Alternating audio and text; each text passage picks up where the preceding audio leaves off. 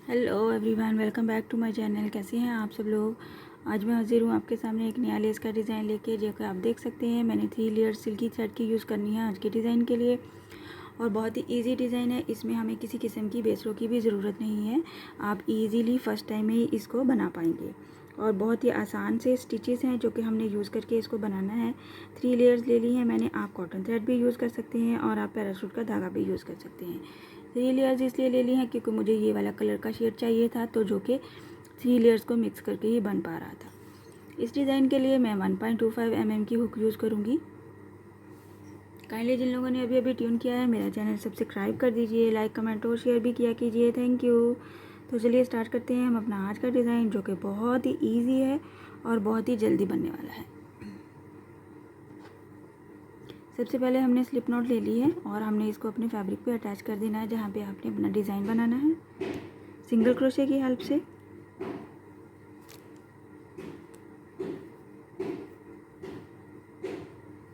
कुछ इस तरह से सिंगल क्रोशे बना रही हूँ मैं, साथ में 2 चेन लेनी है। यहाँ पे वैसे बेसिकली मुझे रिक्वायर्ड है डबल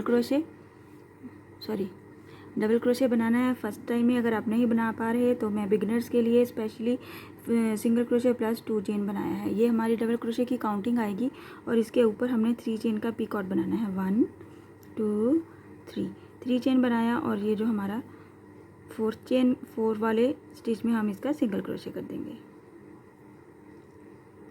साथ ही हम डबल क्रोशे का बल लेते हुए सेम स्पेस में हमने डबल क्रोशे बनाना है। डबल क्रोशे के ऊपर हमने 3 चेन का फिर से पीकॉट बनाना है। 1 2 3 चेन के पीकॉट को हमने यहाँ पे डबल क्रोशे के क्रॉस में ही हमने इसको सिंगल क्रोशे कर देना है। कुछ इस तरह से 2 चेन का गैप लेते हुए 2 चेन के गैप के ऊपर ही हमने इसको फिर से नेक्स्ट स्टेप कंप्लीट बनाना है। गैप बहुत ज़्यादा दूर और पास नहीं रखना।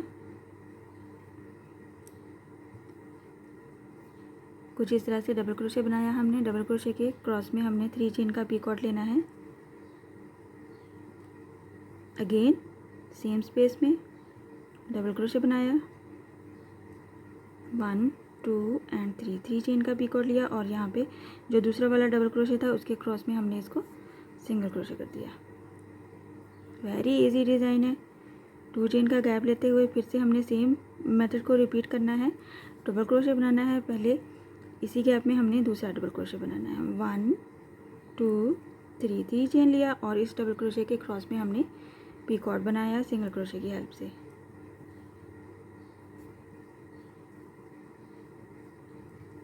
1 2 3 चेन।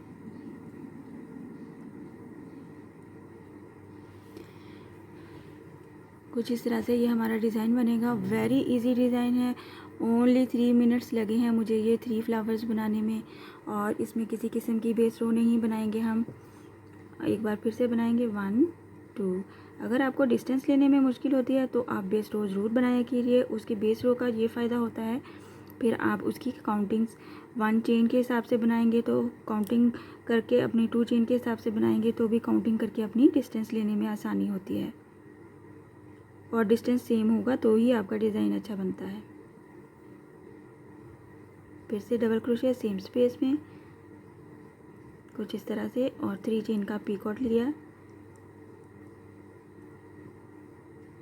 इस तरह से अगर आप 1 साइडेड डिज़ाइन बना रहे हैं तो आप यहाँ पे फिनिश करके अपना कट करेंगे अपनी गिरा लगा के, और फिर आप इसको आग से जलाएंगे थ्रेड को, नहीं तो ये आपका डिज़ाइन खुल जाएगा। अगर आप 4 साइडेड डिज़ाइन बना रहे हैं तो आपने वहाँ से कंप्लीट करते हुए यहाँ पे ये जो वेरी फर्स्ट वाला स्टिच था इसके ऊपर हमने 2 चेन के साथ अटैच करना है। ये वाली जो 2 चेन है यहाँ से 2 चेन बनाएंगे और लास्ट को फर्स्ट वाले स्टिच के साथ अटैच करेंगे और फिर हम इसको गिरा लगा के इसको अपना कंप्लीट करेंगे अपना डिज़ाइन। मैं आपको थोड़ी सी लेंथ बना के शो करती हूँ ताकि आपको देख के समझने में आसानी हो। आप देख सकते हैं मैंने थोड़ी सी लेंथ बनाई है। कुछ इस तरह से इसकी लुक आएगी। बहुत खूबसूरत लगता है, हार्ट शेप भी लुक देता है। और ये 2 पीकॉट्स के साथ हमारे 2 डबल क्रोशे बनाए हमने। आप इस सेंटर में भी अपना बीट अटैच कर सकते हैं और ये जो हमारे पीकॉट्स हैं इनकी जगह पे भी आप पर्ल्स अटैच कर सकते हैं। इसी डिज़ाइन को आप कॉटन थ्रेड से भी बना सकते हैं और पैराशूट के थ्रेड से भी बना सकते हैं। बहुत ही ईजी डिज़ाइन है और बच्चियों के फ्रॉक्स पे तो ये डिज़ाइन बहुत ही खूबसूरत लगता है। ये इसका बैक साइड है और ये इसका फ्रंट साइड है। आई होप आज का डिज़ाइन आपको समझ में भी आया होगा और पसंद भी आया होगा। इंशाल्लाह नेक्स्ट वीडियो में मिलूँगी नए डिज़ाइन के साथ। अपनी दुआओं में याद रखिएगा। अल्लाह हाफिज़।